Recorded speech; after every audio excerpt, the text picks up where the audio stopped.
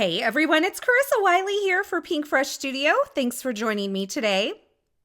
Today I am sharing two gorgeous cards featuring the brand new Blushing Blooms product suite. Now this product suite includes a stamp set, a stencil set, there's also a press plate set available, and of course coordinating dies. I keep them all together in the same envelope so that I know where everything is. I'll also be bringing in the Elongated Lattice cover plate die. That's an oldie but a goodie. I love to mix florals and geometrics together. I'm starting out with my Glimmer hot foil system because I am going to use the press plate to do some hot foiling, and I have some matte silver foil that I'm trimming down. Once my Glimmer platform is fully heated, I can go ahead and press the timer button. And once the timer completes its cycle, I'll remove the platform from the base and take that over to my Platinum 6 die cutting machine. I'll lay my foil down with the pretty side facing the pretty side of the pattern of the press plate. And then I'll add some smooth white cardstock on the top along with the thin shim and the spacer pad that come with the Glimmer hot foil system, and I'll run that through my die cut machine. Now I'm making sure that when I take the platform back to the base, I plug it in so it can reheat, but look at these gorgeous florals in that beautiful matte foil. I love that so much. I'm going to do a little more foiling, so I have the classic Correspondence press plate, another older product, and I foiled that using the same matte silver foil, using the same process as before, and I also foiled a couple of the sentiments from that Blushing Blooms press plate set. Once I've done all the foiling, I'm going to go ahead and start my stenciling. I'm starting by lining up stencil number 1 with the outline of those foiled images, and I'm using a large 1-inch blending brush to blend on Peach Fuzz ink. Now, once I have a nice layer of this Peach Fuzz ink over the entire area of this stencil, I'm going to wipe the stencil with a dry cloth and bring in some ballet slipper ink, but this time I'm using a 1/2-inch blending brush.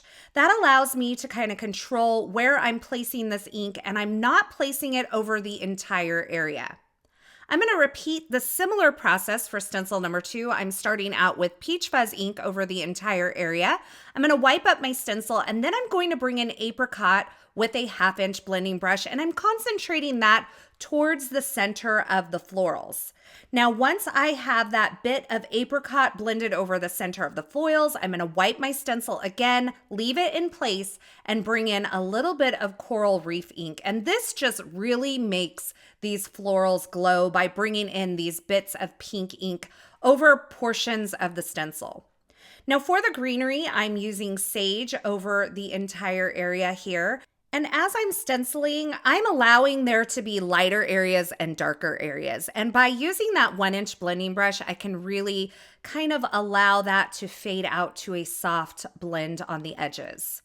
For the centers of the florals, I used dough ink, and then for stencil number 4, I am using eucalyptus ink, which is a little bit darker than that sage ink. And this is the results of all of that blending. I think it's so beautiful, and you can see how that orange really glows with that bit of pink over the top.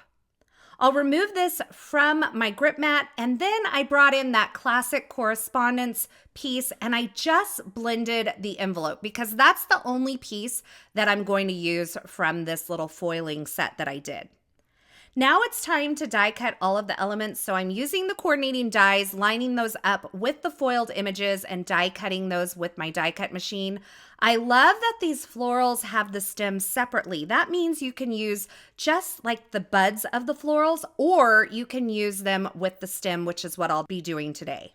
Now for the classic Correspondence set, I'm only going to die cut that envelope. And so I'm only covering the portion of the die that encompasses the envelope and then running that through my die cut machine.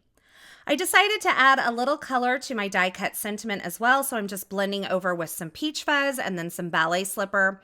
And then I die cut the Elongated Lattice die from some chiffon cardstock. And I'm kind of planning out my layout here. Now, once I have my layout figured out, I'm going to start attaching the stems to the buds and the florals. I'm just adding a little bit of liquid glue on the back side of the upper part of the stems and then placing them over the florals. And I am using the Pinkfresh Studio liquid glue to do all of my gluing today. I've just transferred it into a fine tip bottle. So I'll continue this process. You can see I'm using my reverse grip tweezers because those keep my hands out of the way and helps me position everything just right. And then once I kind of have this figured out, I had all of these pieces left over. I decided to only use one floral on the first card, but I had all of these other images, and that's when I decided to go ahead and make a second card. I arranged these images on my desktop, and then I used a piece of mint tape to hold all of these pieces together in the arrangement that I like.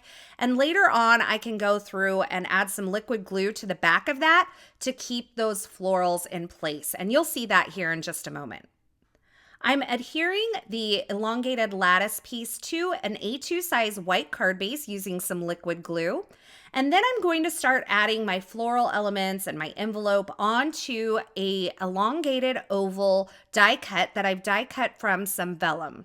I'm using some foam adhesive for all of these pieces here. And then once I have my floral on that envelope, I'm going to tuck this leaf piece under the edge.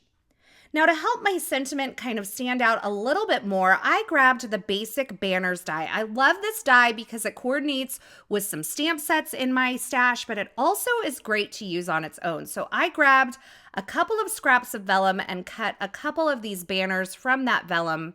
And then I'm going to position my sentiment over the vellum banner, the smaller one there, and adhere it using some liquid glue.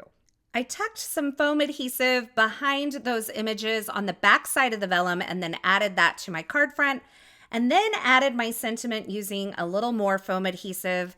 And to finish this card off, I embellished it with some metallic matte silver pearls here on the front. I used my dual-tipped embellishment tool to place those using some liquid glue. And that finishes off card number 1. But remember, we have all those gorgeous images left over. You remember that I added that mint tape over the top of that arrangement. And so now I'm taking my fine tip glue bottle and I'm tucking it between some of the layers to adhere all of these pieces together. So I'm just tucking that tip in there, adding a little bit of liquid glue, and then making sure that that's all pressed down. I allowed the glue to set up, and then I'm carefully removing that mint tape so that I don't kind of accidentally dislodge any of my die cut pieces. I've also die cut another elongated oval from some chiffon cardstock, and I'm positioning these elements in much of the same manner that I did on the first card. I've just kind of switched up the color palette. Again, I'll use some of those matte metallic silver pearls to finish off my card, and that finishes off card number 2 for this card making session. It was so much fun to get really 2 cards out of one session of ink blending and foiling, and I think you get so much bang for your buck with these one-piece stamps, press plates, and dies from Pinkfresh Studio. I also love how blending that bit of pink towards the center really made these florals almost glow. Now, as always, I will have links to the featured products used in these projects in the YouTube description below. So if you're looking for something in particular, be sure you check there. As always, I want to say thanks so much for stopping by and hanging out with me today. I hope you enjoyed these projects, and I hope you enjoyed this video. If you did, be sure to give this video a thumbs up, and don't forget to subscribe and turn on the notifications here on the Pinkfresh Studio YouTube channel so you don't miss any of the fabulous card making and paper crafting video tutorials shared here, as well as the live streams that happen every Tuesday at 12 p.m. Central Time. Let me know in the comments below which of these 2 cards is your favorite, card number 1 or card number 2. I can't wait to hear your thoughts. I want to say thanks again for joining me. Thanks for watching. I hope you were inspired. And until next time, I hope you have a fabulous day.